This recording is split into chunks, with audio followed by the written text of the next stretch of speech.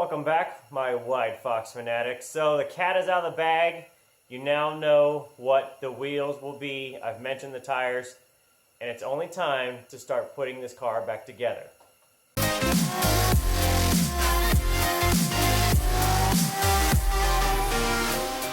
So if you remember back a couple episodes ago, I cut up the front fenders and kind of show you how I was going to fix them with some strapping, some screws and that, just to temporarily hold it. And today, we're going to finally get back to the fenders and get them all fixed up with some kitty hair. Meow. So really to start with, on the pieces that I cut with the hacksaw blade, the first thing I would definitely want to do is to put a hole at the end of the crack. What will happen over time if you don't is basically that crack never really stops growing, and the more the panels flex, what they're going to do is basically propagate that crack. So in order to do that, I'm just going to put a hole literally in the end of it with my Dremel bit, just drill straight through it, and then I'm going to take the crack that I've now done with the hacksaw, and what I'm going to do is take it from a straight and I'm going to fan it out into more of a V. In order to do that, it's just going to be with a Dremel. Again, I'm just going to cut right down the groove and basically V it out, and then I can start working on the other pieces before I mix the kitty hair to go back in it.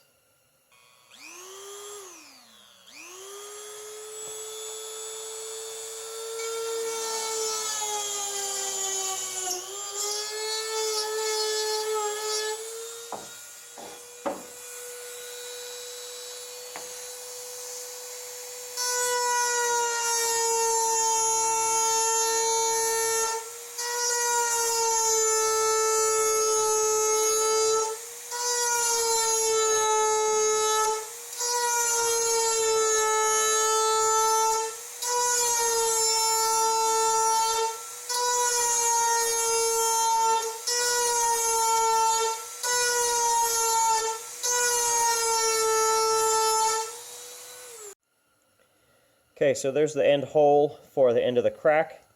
If I show you real close, what you'll see is that's more like a V. And you notice I really, other than the hacksaw cut, I did not go through with my grinder all the way down, and really just trying to make a V, bevel the edges to make it nice and fit.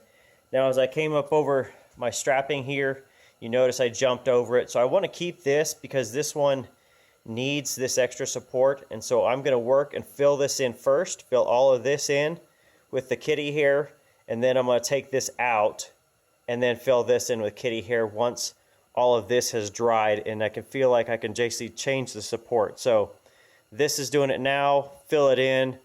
Once I get it all, I guess, prepped and done, then I want to take this off because now this will have the support. I can recut it, take it out, and then fill it in.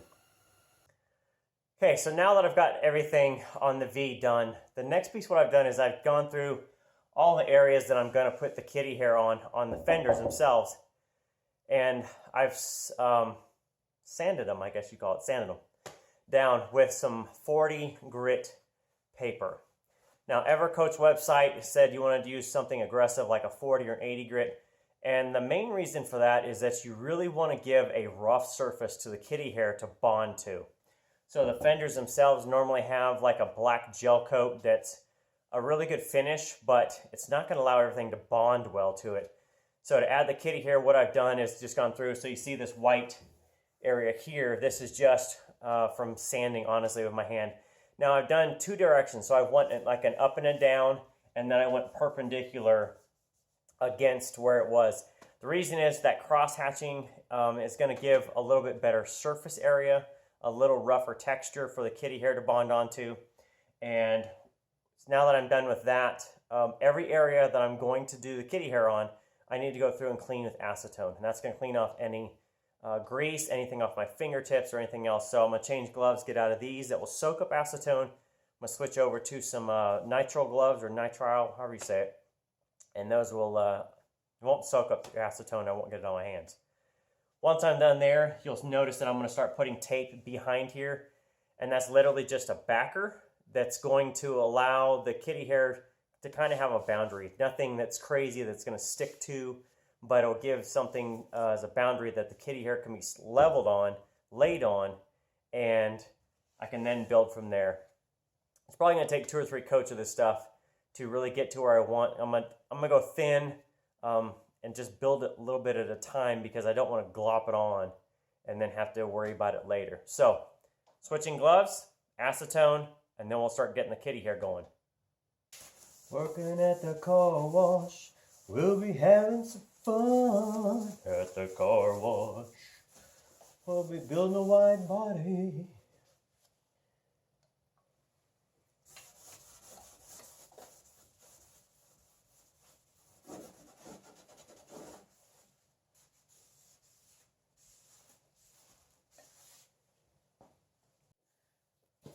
Okay, so I've got my fiberglass mixed up, and what you can kind of see is it comes out green. The hardener's blue, so it comes out like a dark green, but it's got chopped up fiberglass in there, so got to kind of work quickly, but let it mix there.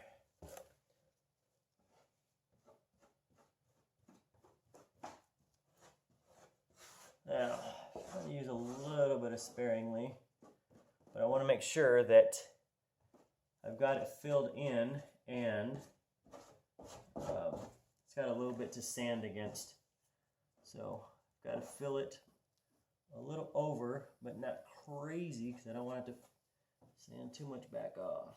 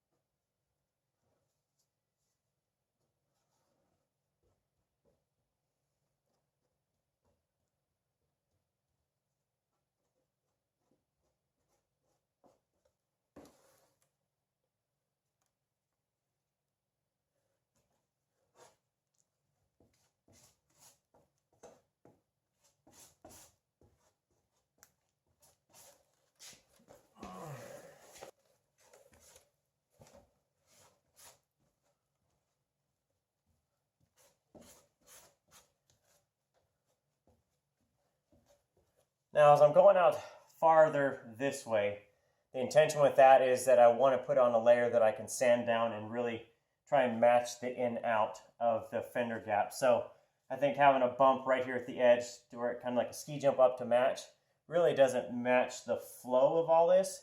So I'm kind of going to work heavy here and kind of blend it back in. Now I'm going to add just a little bit just to give me a surface to sand. And I know that I'm causing myself a little extra work by putting it on a little thicker than maybe I need, but I'd rather have to work extra to get it to where I need rather than go back and have to do it again. So now I'll just fill in the gap here.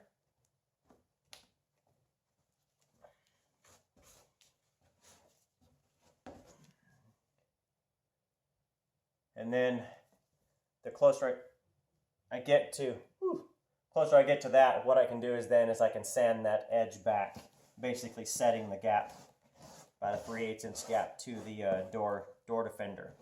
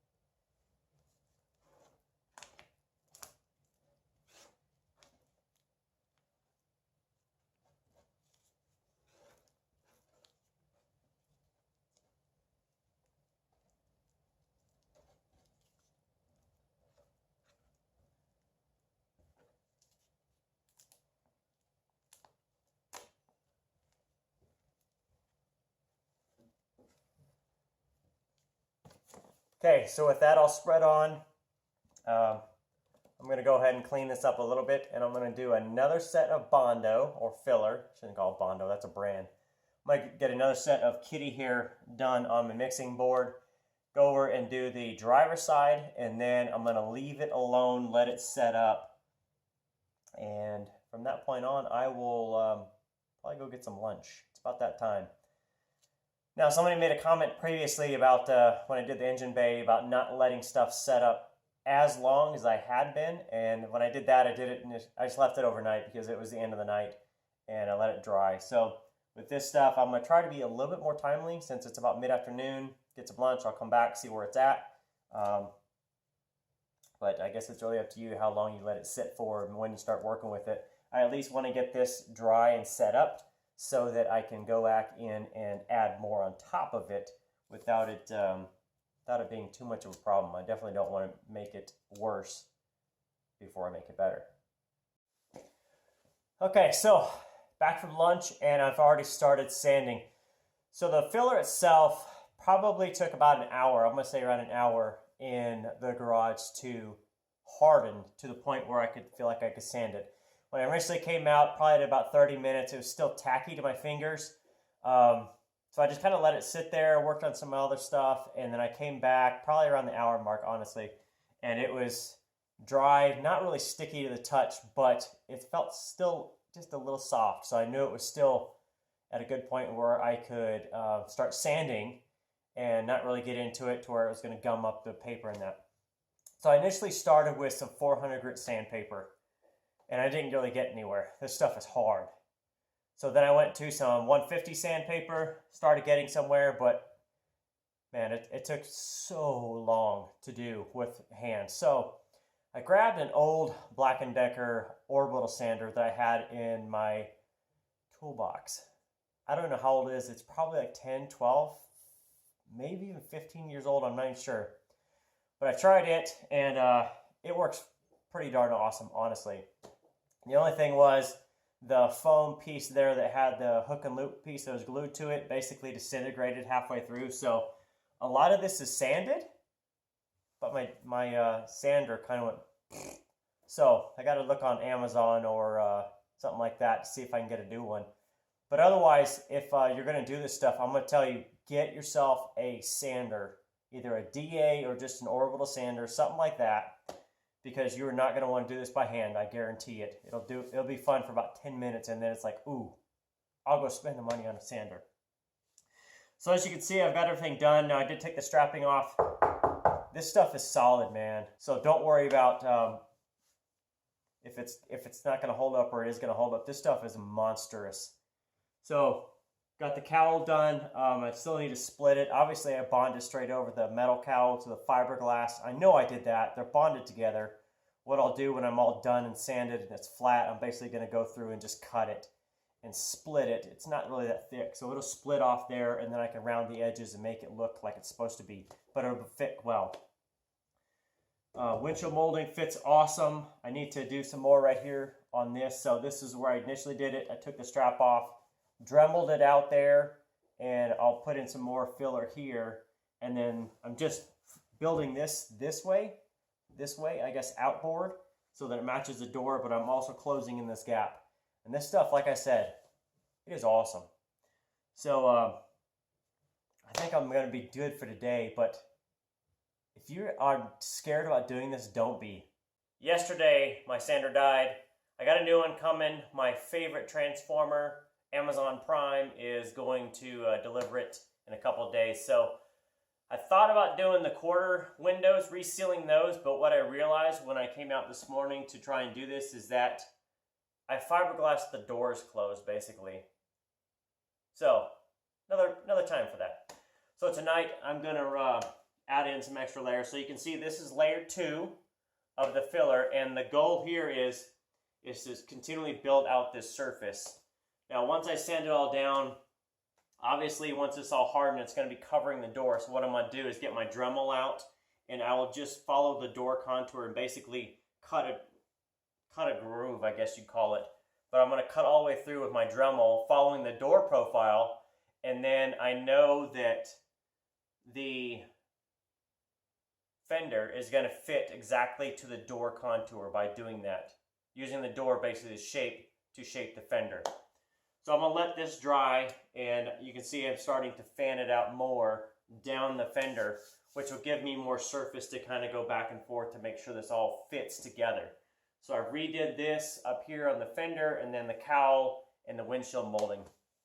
So let this dry, and I'll probably come out and do another one again, and then my sander will be here in a couple of days. So through the magic of the internet, I'll be right back. All right, so round 3 for the filler is now on there. So what you're seeing behind is all the way smooth, and you notice I've taken this now off. So when I spread this on, remember I had tape right here, and I spread it all the way across to build this bridge across. The reason was, when I cut open this area here, I could peel off the tape, and then I could sand down the fender to match the door. So last night I was out in the garage just kind of tinkering. I ended up grabbing my Dremel.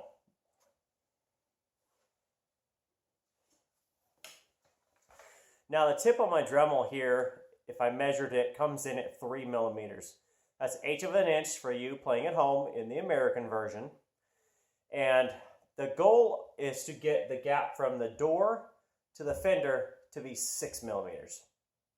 Now you might be thinking, what is 6 millimeters? What does it mean? The reason I'm doing 6, and I'm going to say 5 to 6, is the gap here between the door and the quarter, which is what Ford set it as, on my car measures it at about 6. Somewhere in the 5.7 to up here at the gap, it's measuring in at about 7.5. Average, kind of down through there, is at 6 mils. So when I want to match the door to the fender to this, it should be 6 millimeters. So now that I've got this cut, I originally started at the bottom, which is about 6 millimeters, and I went to the edge here at the bottom and just used my Dremel really and cut into the, not really into, but I guess use the door as an edge. So I cut up all the way through here, all the way up, so the door now will open, but it hits right here where the molding is, right there.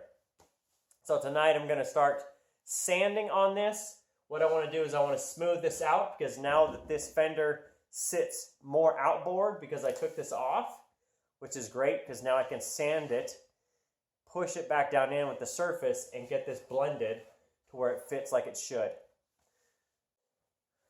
Okay, new sander. Let's make some dust.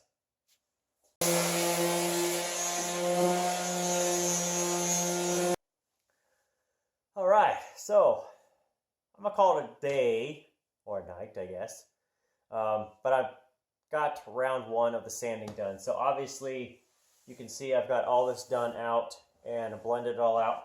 I still need to work on this, probably from about here down. I need to fix and still continue on. But I'm gonna go get some dinner. So if you're questioning how close everything is, ooh, that's nice. Let me show you. So here's a look of the cowl. Obviously, I've worked a little bit on splitting those, but I need to do that still, get those separated. If I step over here, you can kind of look back and see nice good curve coming this way, obviously. Now, remember, this gets covered, so most of this edge I'm basically rounding off through there. Good fit around here. This is probably going to be trimmed back basically to this edge. It's going to be made this way, so some of this is going to get trimmed off. I'll show you down through there. So fits very well. If I tried to show you down looking at the car, you really can't even see a difference, honestly, between those two, which is exactly what I'm looking for.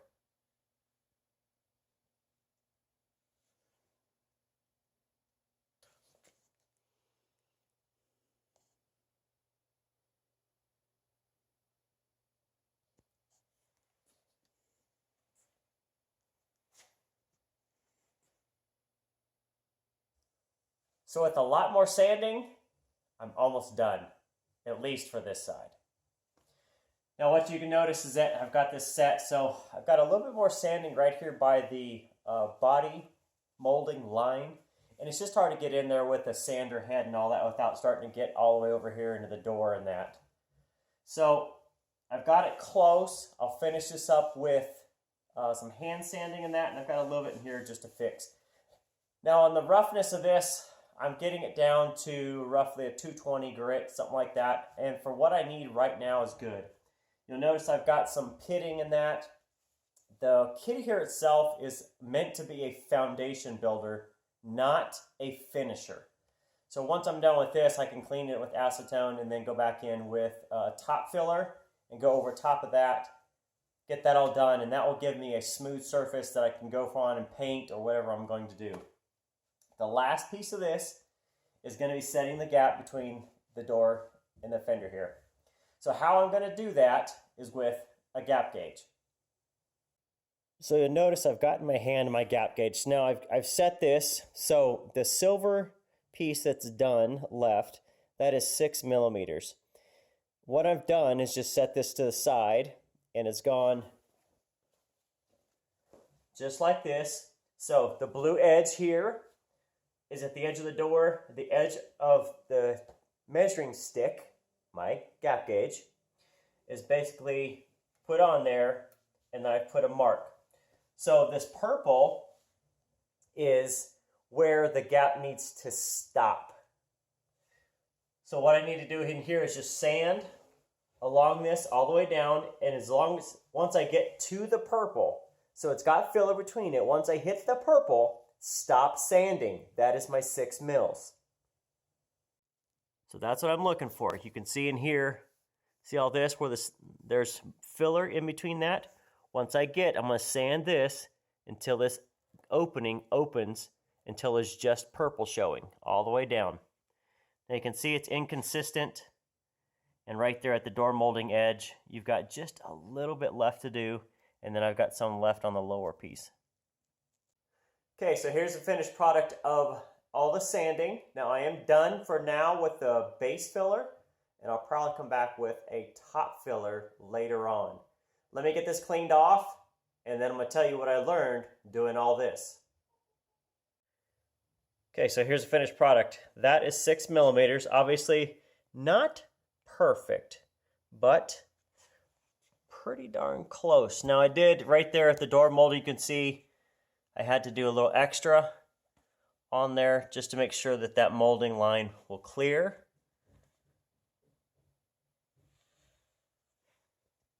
But otherwise, pretty good job. Let me first say that all of this stuff, I'm not a body guy. I'm not trained in any kind of body work. I am a novice. Let's just say that. I'm a novice. So I have picked up stuff here and there, and I read a lot of instructions, but maybe this isn't the best way to do it. It's going to get it done, though. So here's the things that I'm going to do differently on the driver's side that I did on the passenger. First thing, I need a whole lot more sanding discs than this. So I just had a pack of 220 here in the shop that I used with the sander, both the old broken one and the new halfway broken one. These are 220. These are not really enough to get through this kitty hair. So one thing I'm going to do is I'm going to pick up a couple packs of probably 40 or 60 grit, somewhere in there. I need to see what's available. But most of the time what I was doing on sanding this was with 60 grit just by hand. I did use a sander with 220, but it took a long time to do because it really wasn't a good grit. So don't be afraid to go after this stuff a little more aggressive than you think you should, because it's really tough stuff. And it'll take a 40 or 60 grit pretty easily. Now with that, make sure you have some 40 to 60 grit that you can sand by hand, so just get maybe one package of that. I think I used about a sheet and a half just doing all this stuff.